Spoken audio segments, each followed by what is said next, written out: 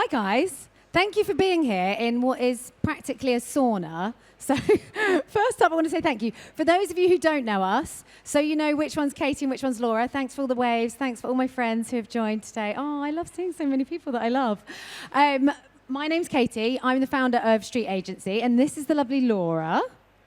I was in Cannes a couple of weeks ago, so I got inspired by the fantastic award entries. So I got my lovely team, some of which are over here, to make a cool video to introduce exactly what we're going to be talking about today. Because in a world full of robots, where AI is taking over, in my opinion, the only thing that is real, the only thing that truly connects our events and experiences, just like we're all experiencing today, we're all going to remember this for being the sweatiest event we've ever been at, apart from potentially Cannes. So, first up, I'm going to go to the video. Hopefully it works. I'm really not very good with technology, so let's...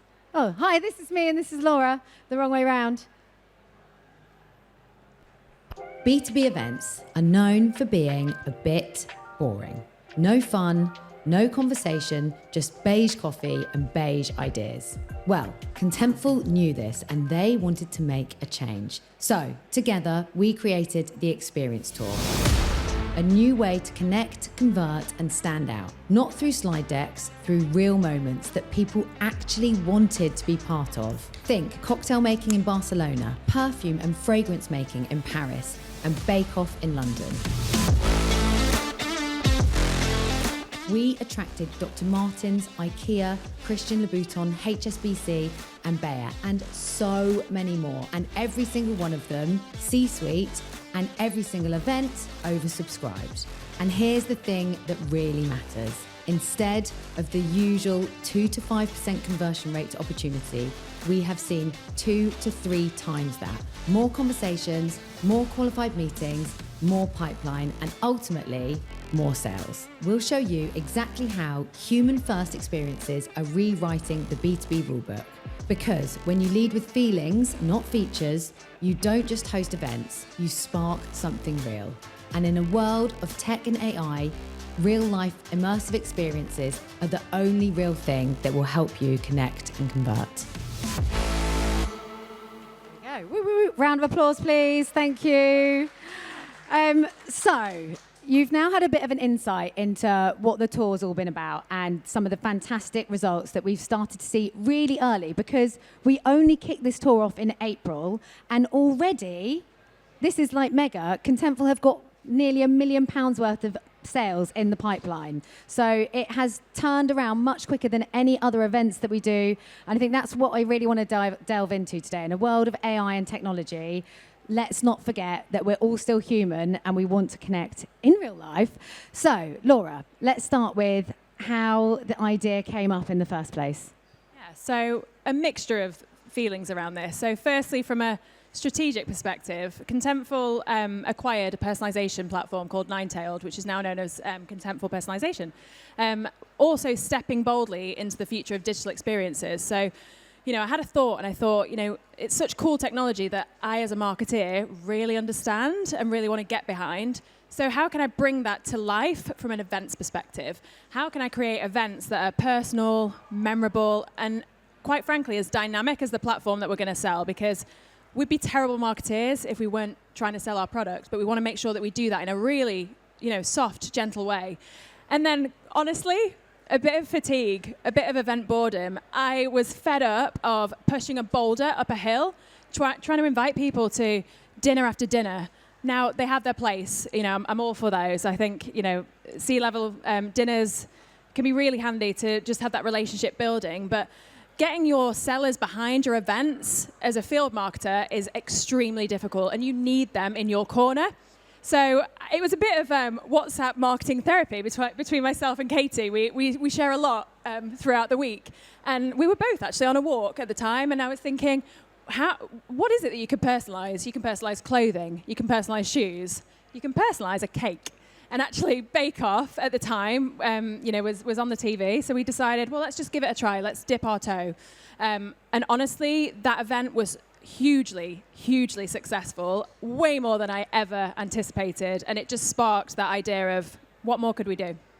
Yeah, and I think that's the thing. What we've been able to do with the Experience Tour is actually start to bring people together so they're doing something together. So when it comes to lead generation and actually building relationships, rather than sat around a table, a little bit awkward, let's be honest, at a lot of B2B events, what we're actually doing is getting them to do something together, to collaborate. Like the smiles, I mean, you guys will have seen in the video that we just showed, the smiles, the fun, the relationships that we've been able to build by making it immersive, making it fun, getting them to do something together, I think has been really standout. And I want to see more of that. I don't want to be invited to boring events. In fact, that is a little hands up that I would just want to ask the audience. Who has walked into a B2B event and instantly felt like they want to run back out the door and leave again? There we go. Me too. Because it's that forced networking. It just doesn't feel great. It's not warm. It's not engaging. This kind of throws people together in a really fun, immersive way. So that's why I'm all for it. So next up, I want Laura to delve into a little bit about the ideas behind each element of the Experience Tour and what we've been doing where. So I totally agree with that, and also wanted to add that I think it's hugely important as B2B marketers to remember we are not selling to bricks and mortar. We're selling to humans that want to, listen to a story, that want to be moved, that want to engage with people. So that was definitely the inspiration behind this. The tour itself, when I reel this off, you're all just going to think these are just events that you wanted to do. And yeah, there is an element of that. We did perfume making in Paris. That was extremely difficult for me to, go and make this bespoke perfume and look like I was having fun. But the idea behind this and the Bake Off, being the first stop on the tour, was our composable content. Essentially, legacy systems are like a box mix of cake that you would get in a supermarket. Whereas Contentful, you've got the opportunity to really make it personal. So each stop, we made sure that it was something a little bit different. So moving on from Bake Off to making perfume, nobody in that room created the same signature scent. Everybody had something different base notes, different midtones, different top notes. And then we moved on to Can I just add something to the perfume thing? The other great thing is we still have people emailing us now because they're wearing their perfume every day. So every day they're taken back to that experience that they had. So again, it's that kind of lasting memory. Like events don't have to be bloody boring. You can be brave enough, like a bit like the whole theme of this event, be less boring, be brave enough to do something a bit different, because what's the worst that can happen? Absolutely, yeah. We moved to Barcelona, I think, next. We did cocktail making in Barcelona, and then we have just wrapped in Zurich, where we did this immersive dining experience. And like Katie said, the feedback, the user-generated content, my goodness, they're doing my job for me. We floods of messages, of LinkedIn posts. My favorite, actually, being after the Bake Off, was a prospective CMO saying, when it comes to events, Contentful takes the golden spatula. Chef's kiss, honestly. That's job done for me. That's kind of where we are currently on the tour. Yes. Well, and Zurich. Zurich, yeah. Yeah, sorry, yes, you did say Zurich. Yep. I was like, oh. So in terms of results, I just want to kind of give I host these kind of events all the time. A lot of the time, C-suites, sorry, I have to hold this because can see you all as well. I'm actually dying. I think I'm melting in my seat. Laura, whilst I'm talking, you can have the fan.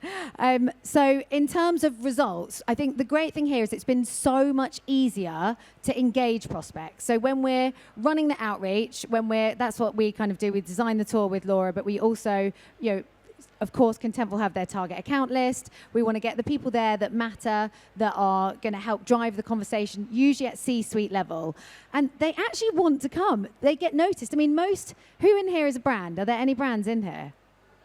Oh, 1, 2. But how boring is it when you get the same old invite to the same boring C-suite dinner? What we've been able to do with the tour is actually get standouts. So we've had, I think most events B2B events get 50 to 60% dropout. We've had 10% dropout, I would say. And in fact, some of the events, like Barcelona, we were at capacity at 30. We ended up with 49 people. Luckily, the venue let us, very last minute, add a lot more people to the show. So I think for me, the stats have been amazing. Laura, I know behind the scenes, you obviously see some more of the sales stats. Where are you guys stood in comparison to other events? What are the stats looking like? Yeah, so I think it's about the conversion. So obviously, we want to generate those marketing qualified leads, but I want my sellers to be like, more of this, please. These are quality leads that are coming through.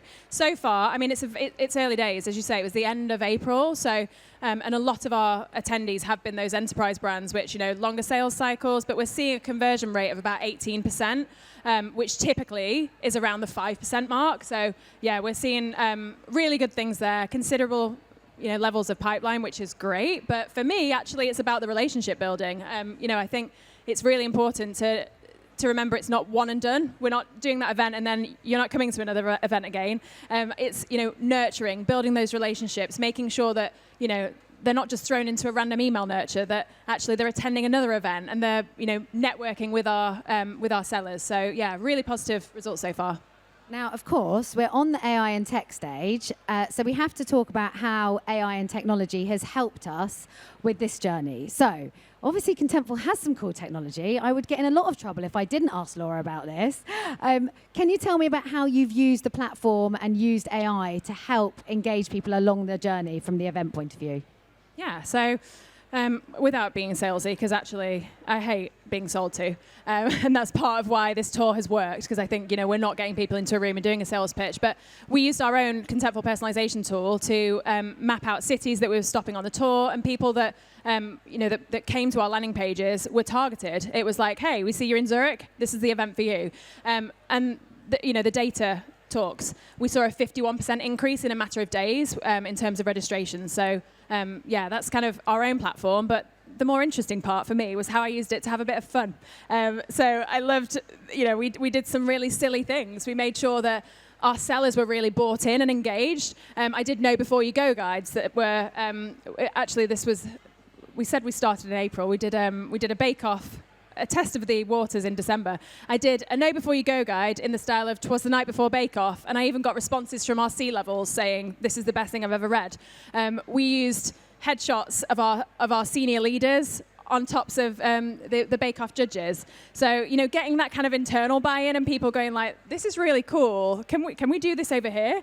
That's what this tour has generated. What started off in Europe is now a global tour. We've just wrapped in Melbourne. We've just done one in New York because globally, our team could see this is really cool, and I want to be a part of this. Yeah, and also it's something that people like to buy into something. Like the experience tour feels like a thing, and it is a thing, and it's building momentum, and it's going to be even more of a thing in H2.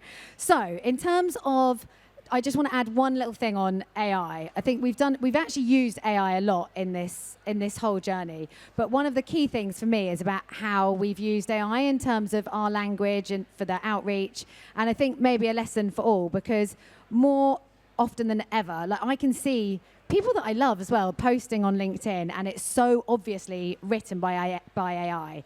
And I think now is the time to get really authentic and really think about how you're engaging with your AI tools, because what the magic has been in this tour is every single person thinks that everything that we write to them and that we share with them is totally individual to them. And most of the time it is. Certainly once they've come to the event, everything is very, very bespoke. But when you're talking to AI, this is just a tip in general, like please talk to it and tell it to echo your tone of voice and write like it's you. The best content, if you look at the best leaders, people like Stephen Bartlett, the reason, if you look at his written content, it sounds like he's talking, and I can see Nicole nodding along at the front here because she used to work for me.